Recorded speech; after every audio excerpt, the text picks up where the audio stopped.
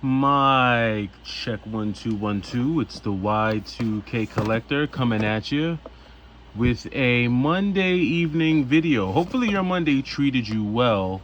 I know sometimes Mondays can be quite taxing. Um, just with the work week just getting started. Usually Monday is when you get hit with all of the things you're gonna need to accomplish during the work week, and hopefully you got a few things knocked out. I wanted to talk about something a little different this evening, and bear with me. I'm resorting through my sell box. These are pretty much all the games that I have doubles and in some cases triples of, so these are definitely going to be sold for sure. But I kind of wanted to talk about being ashamed of gaming, right? And I think it's something that happens to some gamers after a certain point in your gaming journey. And I think this one is probably more so based on age, right? So, when you're not in your normal social circles, and you're kind of able to just you have your you time, and you're able to go to your gaming conventions and go to the local retro game store and just geek out on video games. I think sometimes those are the times where we feel the most free to be video game nerds. But then there are those times that I think when we get in our normal social circles where we just kind of feel a little bit shy, I guess I would say, about our enthusiasm around video games. And I don't know if that's something that is just based on age or based on where you're at in your life. But I know that even as a kid sometimes, depending on the social circles, and I'll be one to admit, right? Because I used to, hop between different social circles when I was in high school. I was funny enough to kind of hang out with the athletes. I was also artsy enough to hang out with the kids in the glee club, and the kids who were very avant-garde. And then I was still smart enough to hang out with the dorks, because I did have a lot of honors classes and things like that, calculus, pre-calculus, all that stuff, and all the AP classes. And so, in high school, I kind of learned how to navigate the various social circles, just kind of depending on, where I was at and what I was doing. And, for me, I guess I kind of always felt like after a certain grade, like pretty much all of elementary, it didn't matter, right? Because everyone in elementary, the more games you had, just the cooler you were, right? But it just kind of started to seem like after a certain point, I would say maybe but somewhere between junior high and high school, video games just wasn't as cool depending on who you spoke to. And I feel like even into adulthood, if I were to tell, some folks that I know, hey, do you know how many games I have in my collection? They'd kind of look at me and be like, dude, either you have way too many times on your hand, way too much time on your hands, rather. They probably look at me like, dude, you need to grow up. They probably look at it like a waste. You could be putting that into something else. And a part of me feels that judgment, that judgment that comes down. And then, thankfully I'm in a beautiful relationship. I have a beautiful and wonderful family.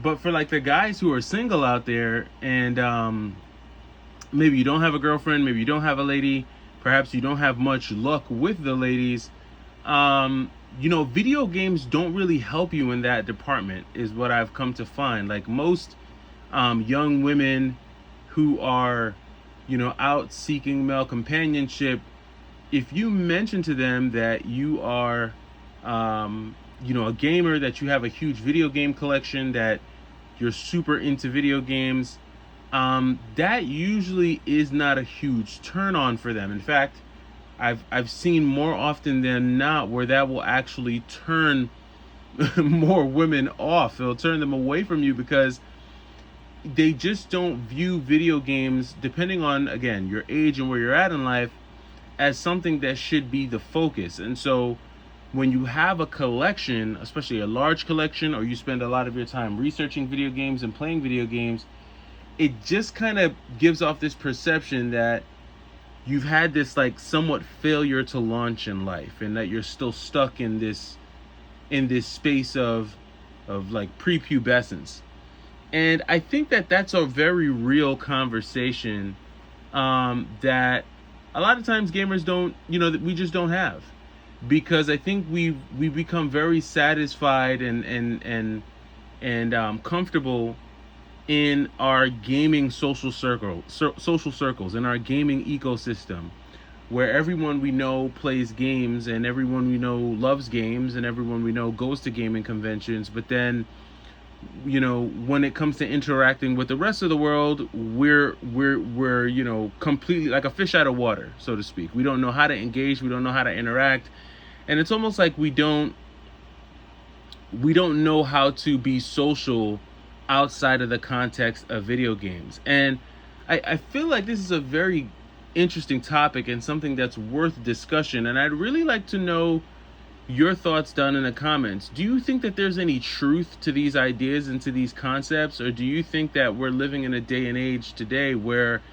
it doesn't matter socially? Do you think that you can be 40 with a huge game collection and openly talk and brag about it and not be viewed a certain way in society? Or do you think that there are still ways that certain views that people have about gamers, especially older gamers? Now, I put out a video a little while back talking about how gaming gets very lonely after 25. And I got a lot of responses on that, and I got a lot of responses from people saying that that's true. Now, me personally, like my life cycle when it came to gaming was that I was very much into video games as a kid. Very, very much into video games all the way up through, I want to say maybe about junior year of high school, maybe. And once junior year came, I became a lot more obsessed with making money.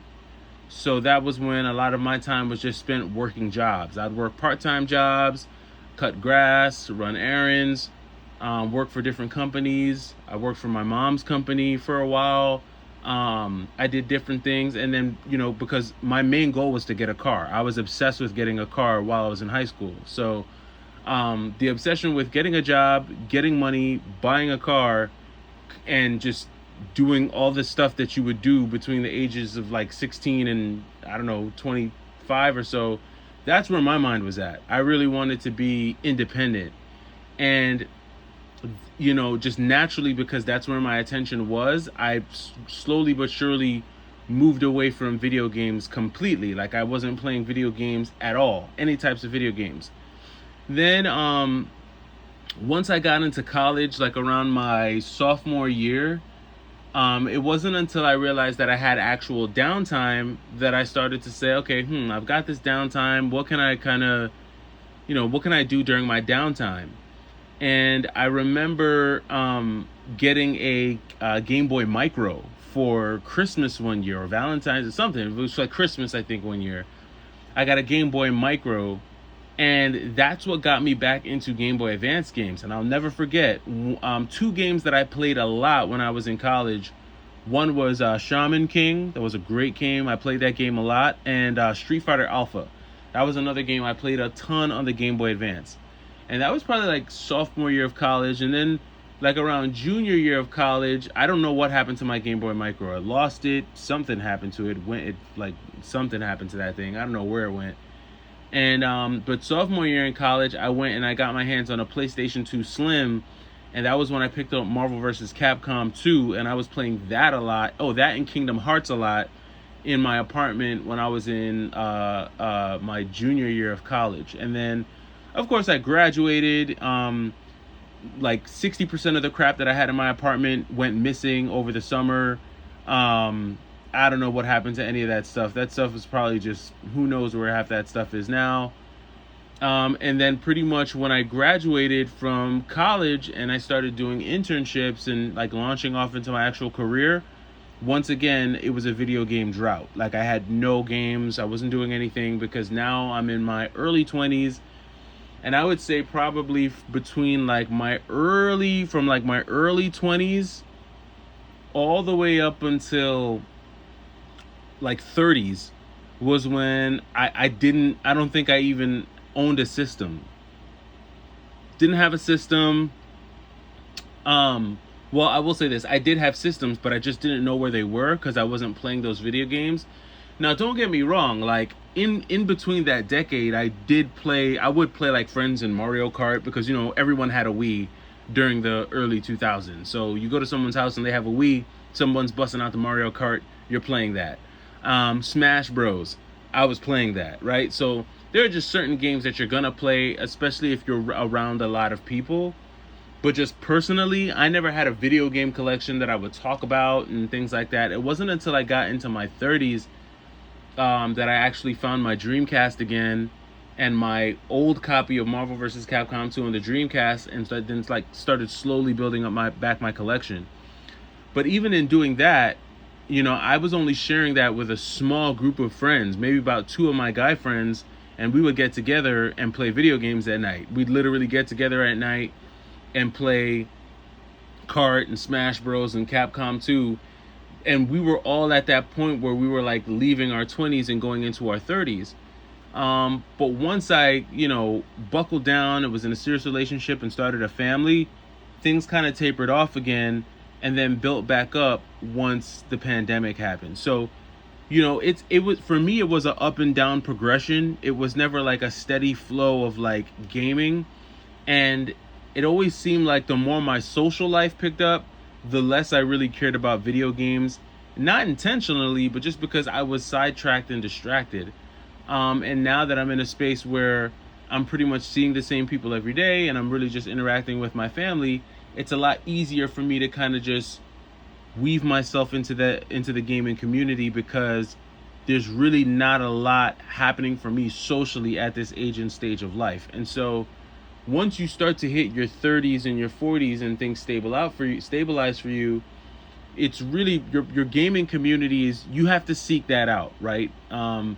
Those folks just aren't going to be around you unless you keep, your friends and your social circles that used to play games with you. You keep those folks around you.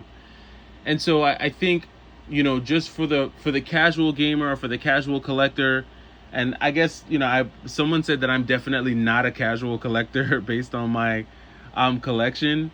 But I think for if you find yourself somewhere in between a casual collector and a hardcore collector, I think this is just one of those hobbies that's a little bit difficult to kind of, share with your social circles outside of the gaming community, because, most of the people that I know just have a lack of interest in this stuff. But I could be dead wrong. Maybe I'm going about it the wrong way. I'm interested to know your thoughts. Do you think that gaming in your 30s and 40s is socially embarrassing? I'm interested to know. I'm happy about the games that I have. I'm glad to be a part of the gaming community. I appreciate all my games. I play them. And when the conversation does come up, if the conversation lends to it, I'll definitely, share that I'm into the hobby. But it's not something that I'm just going to bring up out of nowhere. But let me know your thoughts. Let me know what you think. These are some provocative thoughts that I had on a Monday evening. Hopefully the week has started off well for you and you're making some progress. It's the Y2K Collector. Let me know your thoughts down in the comments, and I hope you have a strong week. Take it easy.